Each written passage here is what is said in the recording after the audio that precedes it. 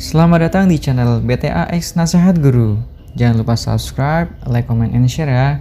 Terima kasih. Makin dia bergantung kepada Allah, makin dia woles, makin dia nggak gampang yai'as, nggak gampang putus asa ketika punya masalah. Nabi Yusuf itu kan masalahnya bertubi-tubi. Ketika Nabi Yusuf dilemparkan ke dalam sumur, ketika Nabi Yusuf dipenjarakan, ketika Nabi Yusuf difitnah, ketika Nabi Yusuf banyak masalah Nabi Yusuf. Tapi pesan Nabi Yakub alaihissalam kepada anak-anaknya, la tai'asu min rauhillah. Baik kepada Yusuf ataupun kepada kakak-kakaknya. La tai'asu min rauhillah. Janganlah kalian berputus asa dari rahmat Allah. Kenapa? Allah itu maha menolong. Ketika kita bergantung kepada Allah, nggak ada yang mustahil. Selalu ada harapan ketika kita berikan harapan itu kepada Allah.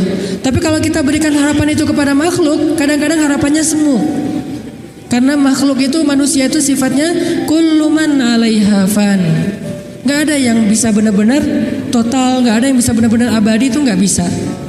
Tapi kalau kita letakkan harapan kita, lalu kita berikan hanya kepada Allah, roja kita hanya kepada Allah Subhanahu Wa Taala, maka tidak ada kata al-ya'as, tidak ada kata putus asa dalam kamus seorang mukmin. Laisa min akhlaqil mu'min al-ya'as. Putus asa itu bukanlah sifat atau akhlaknya orang yang beriman kepada Allah. Sehingga kenapa bunuh diri itu menjadi dosa besar dalam Islam? Padahal kan nggak ganggu orang kan, kecuali tadi bikin macet sistem kereta. Itu juga nggak parah-parah banget lah, nggak sampai gara-gara kita bunuh diri orang akhirnya jadi misalnya celaka gitu, nggak, jarang lah. Apalagi bunuh dirinya sendiri, gantung diri. Kan bunuh diri itu nggak ganggu orang lain. Kenapa dianggap dosa besar? Karena bunuh diri ini sama aja dia tidak mengakui kebesaran Allah Subhanahu Wa Taala. Dia tidak berpegang lagi kepada Allah. Dia putus asa dari rahmat Allah Subhanahu Wa Taala. Padahal Allah selalu mengatakan la tai'asu, jangan putus asa. Aku kasih nih, aku kasih. Tapi dia bilang enggak akan dikasih. Berarti dia kufur kepada Allah Subhanahu Wa Taala dan merugikan dirinya sendiri. Ketika mentalnya kayak gini, walaupun akhlaknya baik, tapi dia tidak punya daya tahan menghadapi masalah, maka dia akan selalu mengakhiri masalahnya dengan cara bunuh diri. Dalam Islam kasus bunuh diri bisa dibilang hampir nggak ada kalau dalam sejarah Nabi dan para sahabat.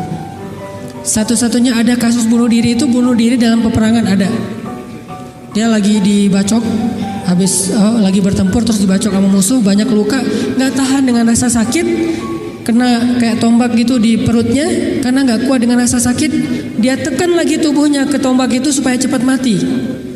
Lalu ketika dia sudah meninggal, orang-orang mengatakan dia itu pemberani, dia itu syahid, dia itu hebat. Kata Nabi tidak, dia di dalam neraka.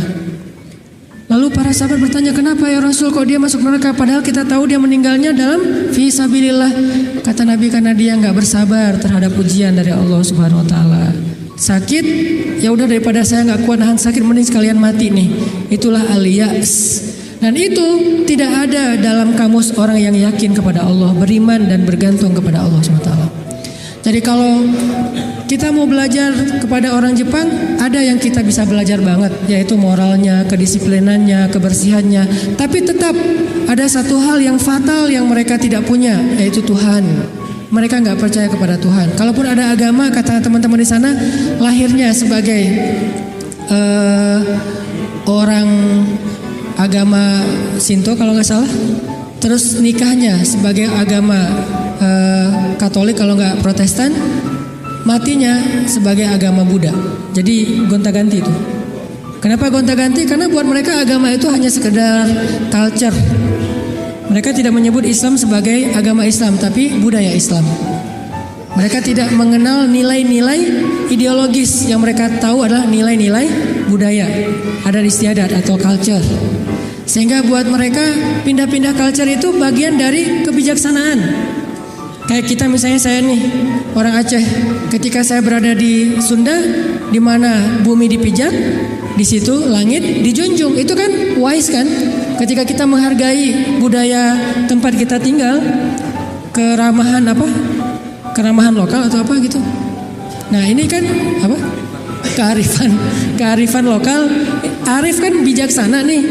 Nah, karena mereka menganggap agama itu hanya sekedar culture, maka arif menurut mereka itu ketika kita bisa beradaptasi dengan semua momen-momen culture itu. Masa-masanya Valentine, mereka jadi orang Kristen.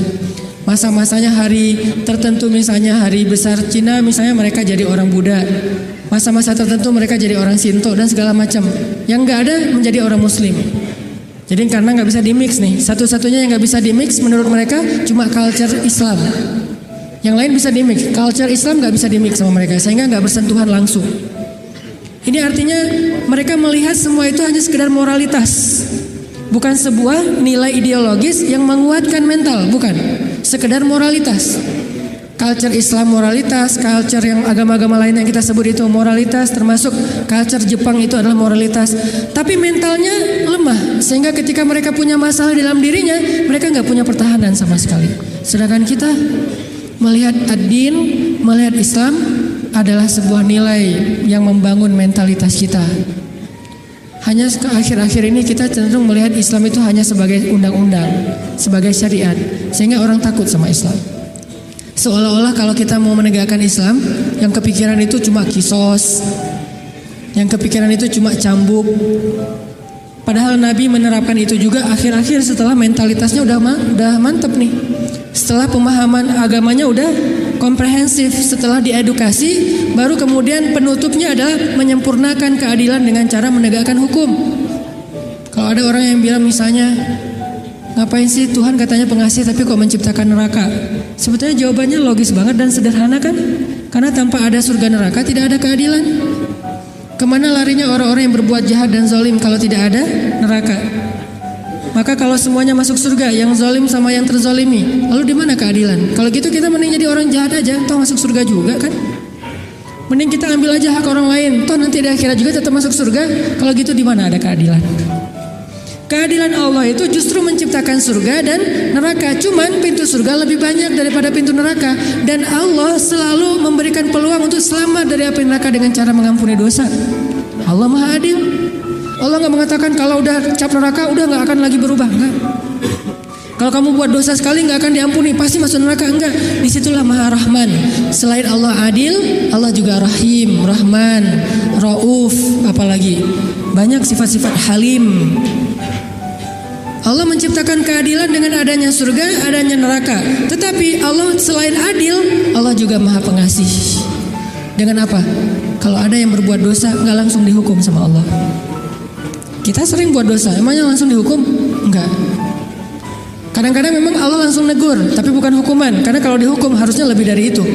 Kalau ditegur, karena kadang-kadang kita nggak sadar dengan cara-cara yang baik. Allah kasih sedikit, ada cemeti sedikit biar kita dicambuk sedikit, ditoel dikit ya, biar kita sadar. Supaya apa? Biar kita sadar, biar dengan kesadaran itu kita menjadi lebih baik, lebih bermanfaat, lebih berkualitas hidupnya. Allah nggak langsung menghukum kita. Kalau Allah mau menghukum kita dengan dosa kita, kayaknya kita nggak ada yang berada di sini sekarang ini. Udah celaka dari dulu-dulu juga. Sekali kita minum, sekali kita narkoba, sekali kita berzina, sekali kita membunuh, sekali kita mengambil hak orang lain, udah langsung celaka. Kenapa masih bisa hidup? Kenapa masih bisa berada di masjid? Dan ini keistimewaan yang Allah kasih kepada kita. Orang yang sering nyakitin Allah masih diundang ke rumah Allah. Kan Allah baik banget tuh. Coba kita, ada yang sering nyakitin kita, mau diundang ke rumah kita? Di telepon aja kita reject terus, kalau perlu di blok, nggak bisa nelpon lagi, unfollow segala macam, left group. Allah kita sakitin berkali-kali, kita cuekin, kita selingkuhin dalam bahasa kita mah ya. Gimana selingkuhin? Selingkuhin akidah. Kita bilang percaya sama Allah, tapi kita jalan sama yang lain. Kita bilang inna sholati wa nusuki wa mahyaya wa mamati lillahi rabbil alamin. Itu kan sama aja kayak seorang cowok bilang ke cewek, aku nggak bisa hidup tanpa kamu. Iya kamu, kan gitu. Inna sholati wa nusuki wa mahyaya wa mamati lillah, iya lillah, gitu kan. Tapi kenyataannya kita merasa seolah-olah Allah nggak lihat, kita jalan sama yang lain. Allah tahu banget. Kalau perempuan mungkin nggak tahu kita jalan sama yang lain. Ketika nanti dia tahu, akhirnya dia shock, panik, dia luar biasa tersakiti. Tapi kalau Allah, setiap kita jalan sama yang lain tuh Allah ngelihat. Kita dekat sama yang lain, ke Allahnya enggak. Lah, yang kasih rezeki kan saya. Kenapa kamu terima kasihnya ke dia? Yang memelihara kamu kan saya. Kenapa kamu baiknya ke dia, kok saya enggak? Berbuat baik kepada hamba Allah, Allah senang. Tapi kenapa kepada Allah enggak? Ini agak-agak kurang fair nih. Ke makhluk yang enggak berjasa kita jadi baik. Ke Allah yang maha berjasa kita cuek. Malah kita menuduh Allah dengan tuduhan-tuduhan yang enggak pantas. Ngerasa Allah enggak penting dalam hidup kita. Kalau Allah enggak sabar, makanya Allah itu sabur. Apa arti sabur? Sabar banget. Allah itu sami. Apa arti sami? Dengar curhat banget lah. Kita pasti nggak kuat dengan curhat teman-teman kita. Bayangin kalau yang curhat ke kita itu ada puluhan orang, kan stres juga tuh setiap hari. Allah dicurhatin miliaran orang setiap hari, coba. Bukan miliaran orang, miliaran makhluk, semuanya curhat kepada Allah. Yas'aluhu man fis samawati wal ardh. Semua yang ada di langit dan di bumi curhat kepada Allah. Tapi Allah mendengar semua curhat mereka seolah-olah mereka itu cuma satu orang doang gitu. Dan baru pertama kali curhat, akhirnya Allah mendengarnya tuh sami'un. Betah banget ngedengerin curhatnya. Betah banget Allah dengar curhat kita, nggak pernah. Kan kamu udah kemarin curhat, giliran atau dengan yang lain? Enggak kan? Kita berdoa setiap hari, kan udah kemarin giliran. Soalnya yang berdoa itu banyak loh. Kita di DM aja, di Japri aja kadang-kadang bete juga nih kalau udah dijawab sekali terus nanya lagi karena banyak banget yang bertanya. Kan agak capek tuh makhluk. Makanya kita nggak disebut sami'un, tapi kita sami'un. Allah sami'un, kita sami'un. Apa bedanya? Kalau sami'un senang mendengar, tapi tetap ada batasnya. Kalau sami'un